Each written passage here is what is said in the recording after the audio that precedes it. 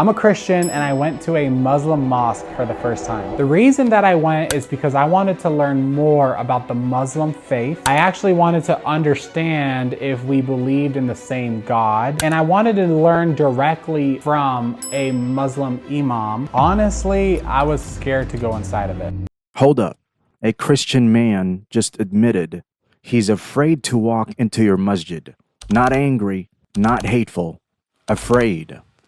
And what happens next exposes everything wrong with how the world sees us. Honestly, I was scared to go inside of it. My first thoughts is I've never been to a mosque before. It looks very modern. It's Friday and I guess they're about to do service. So obviously Christians do church on Sunday. So I'm excited to see what the heck's about to happen. Let's be brutally honest. This is what they see. This is what they are fed every single day. And I'll admit, I was still nervous walking in. Honestly, my biggest concern was just saying something that would offend Muslims. You hear that? He's not worried about us attacking him. He's worried about disrespecting us. That's how twisted the narrative has become. They have been trained to fear our reaction. But here's where it gets interesting. Because the moment he walks through that door, everything he thought he knew shatters. And the first surprise was, Okay, taking off our shoes. I gotta make sure my phone is on silent. I don't know what this all says. Oh, it says pray. Okay. everyone does it before they step inside. And I guess it makes sense because they treat their spaces sacred, so it makes sense they don't want to make a mess. The imam sees his shorts, and instead of turning him away, instead of judging him, he offers his own clothes. This man walked in expecting confrontation. He got generosity.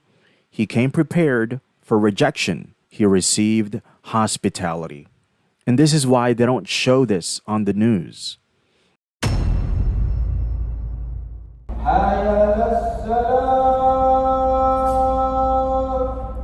Then this happens. Inside, it's totally different from my church. There's no chairs, there's no screens, there's no smoke machines. It was just a big empty room with carpets laid on the ground.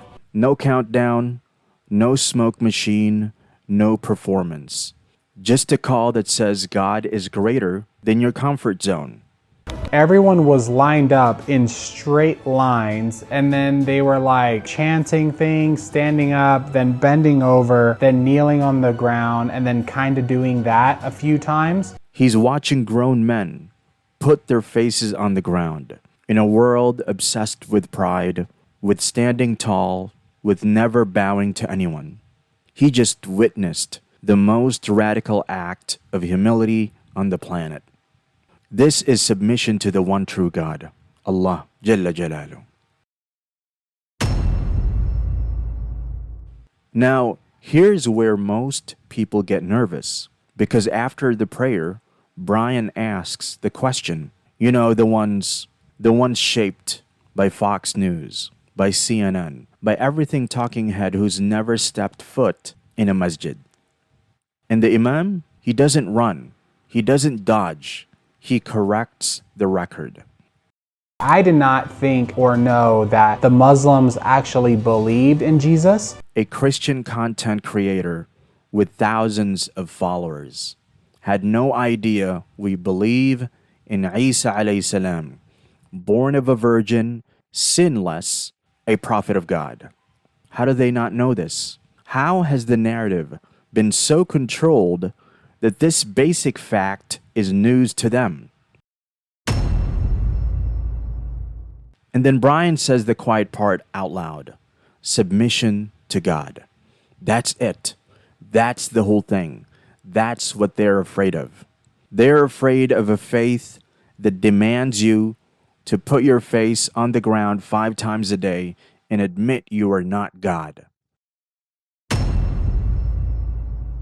Most of the people that I've ever met that are Muslim are extremely peaceful. They're very nice. They're normal people. Obviously, the media tries to portray, the extreme side of the faith, but that's definitely not what I've experienced in real life. Brothers and sisters, listen to me. This video isn't going viral in churches. It's not being played on Christian networks. It's not trending on their side of the internet. You know why?